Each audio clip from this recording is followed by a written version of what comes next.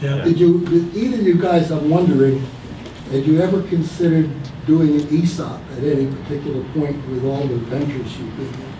Yeah, employee stock option plans, that sort. For the benefit of the yeah, I'm not quite sure. At that point, boy, at the point that we were at, I don't even know what our incentive plan was. I know that when you raise money like that, and you know you're on this path towards either going public or getting acquired, because you have to be after you raise all that money. Trust me, the tourniquet's going to fly really tightly there.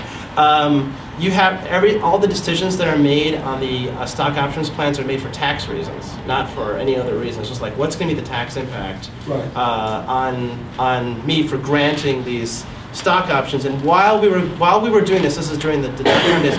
If you may remember that there was a huge what's not controversy. There's a huge thing about people pricing stock options. They were pricing them inappropriately, and they were like backdating stock options to like when they were hired. It was some crazy thing to basically artificially drop the price or change the price so that it was like positive to basically screw the tax man and to give them the maximum benefit. And then I don't know if people went to jail, but there was like something going on there, and people got fired, and so that changed the whole landscape, and it just got crazy. I don't even remember what ended up happening at that point. I think they had big tax money.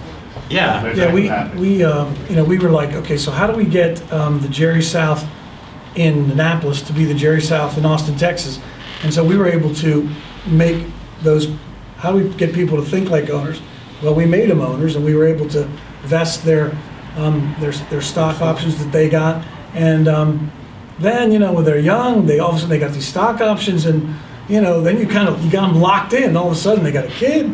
They got, it's like, well, you're mine now. I mean, you're going to get these stock options, and you're going to grow your business in that city, and you're going to become vested that way. And we didn't really think about the ESOP plan, but the plan had always been and still continues today is, how do you create a company that's built to last? And that's by turning over us old shareholders and giving, other shareholders, younger shareholders, an opportunity to vest and have a piece of the company. That's how you do it. So yeah. Sam, you mentioned the Dingman Center a couple of times. Can you give us a quick explanation of that and how people in this room would be able to participate and find investors? Oh, sure. Well, we have, the Dingman Center, Michael Dingman, our Rudy Lamone, our Annapolis Rudy Lamone, if anybody doesn't know Rudy was the first dean of the business school at Maryland. And Rudy convinced Michael Dingman, who's a wealthy, high net worth individual, to put an endowment in and create this Dingman Center for Entrepreneurship inside the Robert E. Smith School of Business. So the Dingman Center brand itself is a combination of the Dingman Center Angels, which is an angel investing group of accredited investors that come to the second Wednesday of the month. We see usually 3 companies that come through. Those companies come through a kind of a training period until they get to us with entrepreneurs in residence, MBA students that help them with their presentation, and we see those companies every second Wednesday of the month. That's the Dingman Center Angels part of Dingman.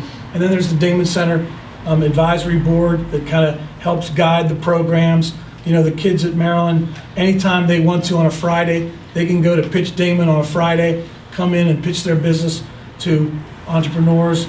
And it's just basically a culture at the university designed to stimulate entrepreneurship at the university. Cupid's Cup with Kevin Plank, business plan competition is under that. So we have these certain brands that we do, but to see companies, we have the Dingman Center Angels that you can belong to. I think it's $1,250 a year to join. And it's a great networking. I really enjoy the people I've met there and the companies that I've invested in, hoping that one of them's going to Well, yeah, we're running a little short on time. Is there anything else? Guys, I think I speak for everybody here. This has been an amazing conversation. You guys.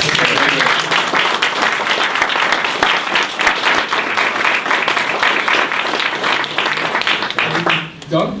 Yeah. Excellent. So May 16th, right, Larry?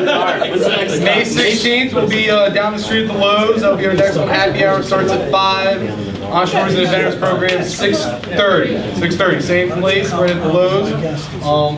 Hey Ron, when's the next tech breakfast? The next tech breakfast is in Baltimore on the 24th, which is the next Wednesday. Okay. And then if you want to join us in Philadelphia on the 25th, you can do that too. There you go. Highly recommended. If you guys haven't made it Yeah. out, please If you do. haven't been, you Free should coffee and definitely bagels. That's right. Nothing else. Pick it up a notch. Thank you, Sam. Thank you, Ron. This was excellent. And thank you all for coming. Thank you.